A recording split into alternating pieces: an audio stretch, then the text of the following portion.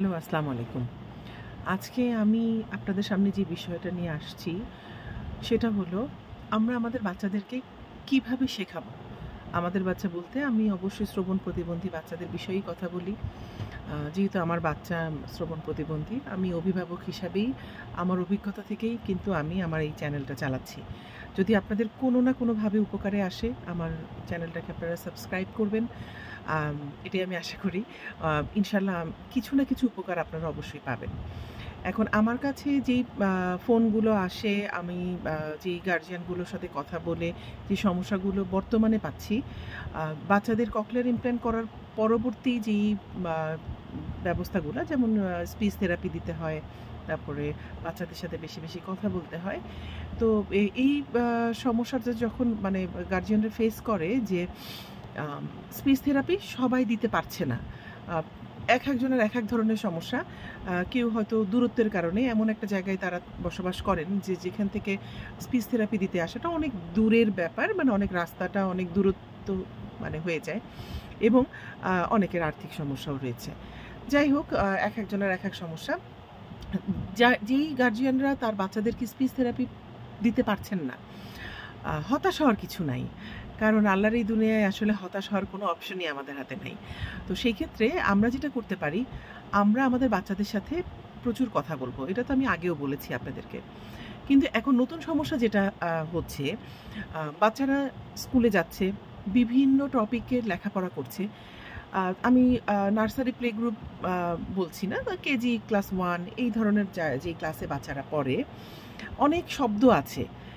যেই শব্দগুলা বাচ্চারা আসলে আ রিলেট করতে পারে না। আই মিন বাচ্চারা বিষয়টা বুঝতে পারে না। এবং একেকজনের একেক রকম প্রবলেম। যেমন আমরা আম কোনো একটা বিষয়কে ভেঙে বাচ্চাদের কাছে বোঝাতে পারি না। কারণ এই সময়টা তাদের শব্দের আম ভান্ডারটা খুবই কম।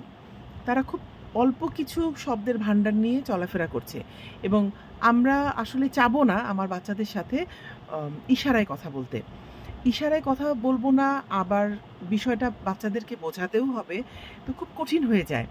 অনেক মা বলছে যে, "আমি আমার বাচ্চাকে এটা কিভাবে বুঝাবো, ওইটা কিভাবে বুঝাবো?" আমি আমার অভিজ্ঞতা থেকে যেটা আ আসলে এতদিন করে আসছি বা করে যাচ্ছি, কিছু, কিছু জিনিস খুবই সত্যি এখন এই বয়সে, যেমন ৮-৯ বছর বা ৭-৮ বছর অনেক কিছু বুঝবে না। সেগুলা পরীক্ষায় আসবে বা স্কুলে পড়াবে। আমি যেটা করেছি আমার ছেলের সাথে, আরিয়ানকে আমি সবসময় আ লিখে, লিখে মুখস্থ করা এই পদ্ধতিটা অবলম্বন করেছি এতদিন ধরে। মানে ও এখন ক্লাস 4 এ পড়ে। আমি ক্লাস 2 পর্যন্ত বা 3 পর্যন্ত আমি মোটামুটি লিখে, লিখেই পড়া মুখস্থ করার একটা ব্যবস্থা, মানে এভাবেই ব্যবস্থা করতাম। যে ও প্রচুর লিখত। আ লিখতে, লিখতে ওর পড়াটা মুখস্থ হয়ে যেত। আমি বারবার লেখাতাম। ছড়াগুলা মুখে পড়াতাম, বারবার মুখস্থ করাতাম। প্রশ্ন উত্তরগুলো মুখে পড়াতাম। সব যে বুঝতে হবে নেসেসারি না। সব যে বুঝে পড়তে হবে সেটাও না। যেটুকু বোঝানো সম্ভব, যেটুকু আপনার বাচ্চা বুঝতে পারবে এবং আপনি বোঝাতে পারবেন, আপনি ততটুকুই বোঝান। বেশি লোড নেওয়ার দরকার নাই। আসলে মানুষ পরিবেশ থেকেও অনেক কিছু শিখে যায় একটা সময়। তো যেহেতু আমাদের এই বাচ্চাগুলার শব্দভান্ডার খুবই কম, ওদেরকে অনেক কিছু বোঝানো সম্ভব না।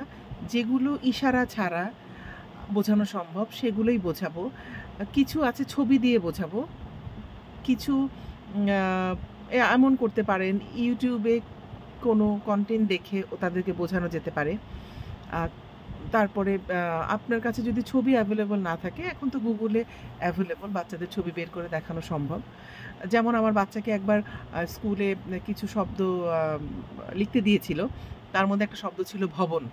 তো ভবন আ টা আসলে কি জিনিস, এটা আসলে আমি মুখে বলে বুঝাতে পারছিলাম না। যতই আমি বলি, জিনিসটা আসলে বোঝানোটা একটু কঠিন। তো তখন আমি মোবাইলে বাচ্চার একটা একটা মানে বড় বিল্ডিং এর ছবি বের করে বললাম, "এটাকে বিল্ডিং বলে।" বিল্ডিংটা সে নামটা বোঝে, কিন্তু আসলে রিলেট করতে পারছিল না। তারপরে আমি ছবিটা দেখালাম, দেখায় বললাম, "এটা বাংলায় এই পুরা বিল্ডিংটাকে ভবন বলে।" তো এই ধরনের আরো অনেক কিছু আসবে আমাদের সামনে বাচ্চাদেরকে বোঝানোর সময়। তখন আমরা এই ধরনের ছবির মানে ছবি দেখায় তাদের সাথে বিষয়টা নিয়ে কথা বলতে পারি। তারপরেও যদি না বোঝে, সময় নিব, সময় নিয়ে করতে হবে। এটার তো আসলে বিকল্প নাই। আস্তে, আস্তে বুঝে যাবে। অনেক সময় দেখে বুঝে আ আ আন আন্দাজ করে জিনিসটা ধরে ফেলতে পারবে। আ এইভাবেই আরকি চলতে হয়। সব তো বোঝাতে পারবো না। কিন্তু সময়ে আস্তে, আস্তে, আস্তে, আস্তে বুঝে যাবে। কিন্তু বাচ্চাদের সাথে কনভারসেশনটা চালাতে হবে। হতাশ হলে হবে না।